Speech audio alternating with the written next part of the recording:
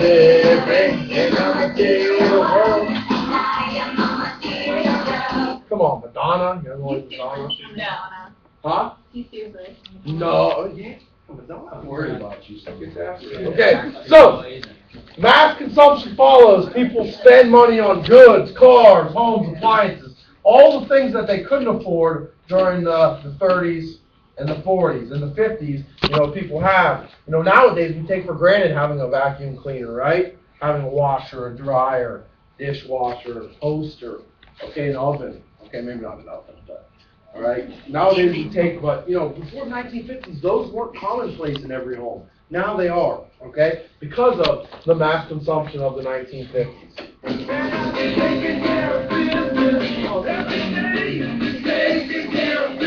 All right, let's talk about American business. Get it? See how the song's on the next player. All right. So, why did corporations form conglomerates during this time period? Good, Bob. Take it. They formed. They had multiple businesses. One building. Awesome. So what's going to happen is these businesses are going to not just have one market structure, just one way to try to make businesses or try to make money. They're going to bring these businesses in. They're going to focus on different things. And the purpose is to protect against an economic recession. The best things in life are free, but you can give them to the birds and bees. I want money. That's what I want. You want money, all right? So a conglomerate is a corporation made up of 3 or more unrelated businesses.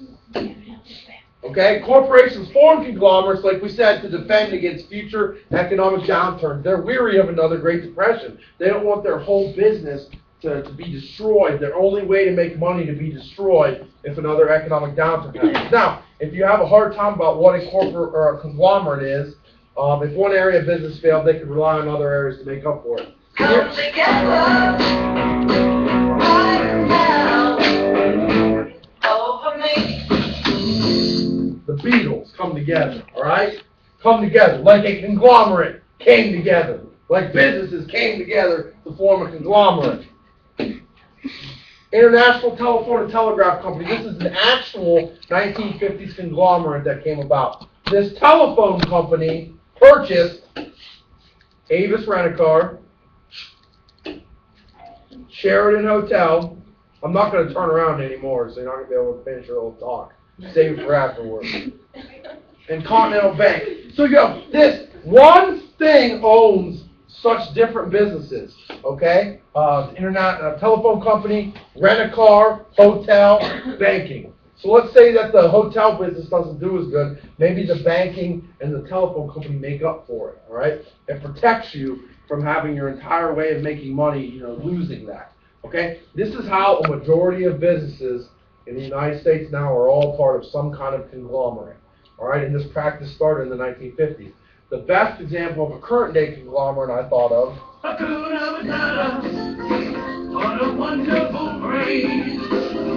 The Disney Corporation, okay? Disney. Does Disney just make money one way?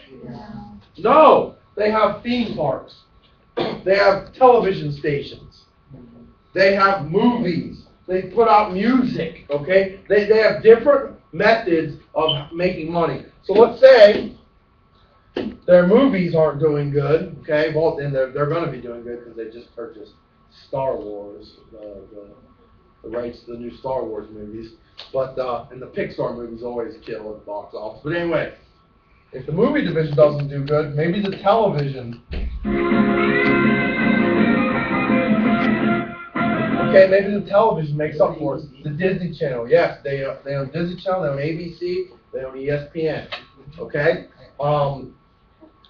not just that, obviously, theme parks. All right, and they also own pro sports franchises, the Mighty Ducks in the NHL and the Angels in Major League Baseball. So, if one of the areas of business isn't doing good, maybe, and I didn't even put up here merchandising, right? Yeah. Or there's so much stuff we talked about. That is a conglomerate, different levels of business. We're sending you back to the future. Okay, franchises. Franchises pop up for the first time in the 50s, okay? Great Scott! A franchise, Back to the Future, because when I couldn't think of the song to put together, I just put a Back to the Future quote on there. Is that okay with you? Because where did they go back to in the Back to the Future? The past, future. Which year? 1955. Depends on Which is what we're talking about. Depends on which movie you're talking about. Okay, a franchise is a national parent company that allows local ownership to use a company's name, supplies, products, production methods, and national advertisement. Okay, let me put it this way. If you want to start a business, okay, you want to start Terry's Coffee Shop, right? What do you have to do, right? You have to come up with your own recipe, right? Your own way of advertising, right? All that kind of stuff, right? Or what else could you do? You could buy a franchise, right? To what? Coffee shop. To what's coffee shop? Starbucks. You could buy a franchise from Starbucks, and you would get their national advertising, right? You would get their recipes. You would get their brand name that people know, right? And so franchises, for the first time, come about in the 1950s.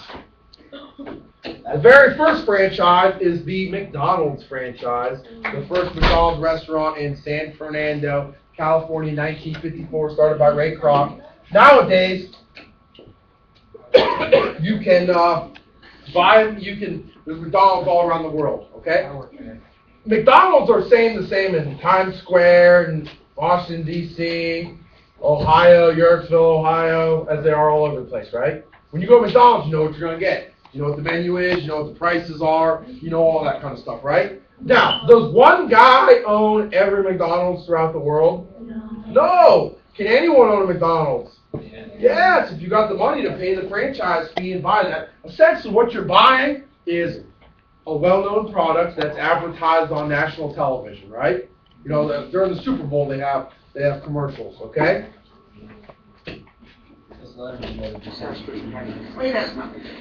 Okay, what other franchises can you guys think of? Yeah.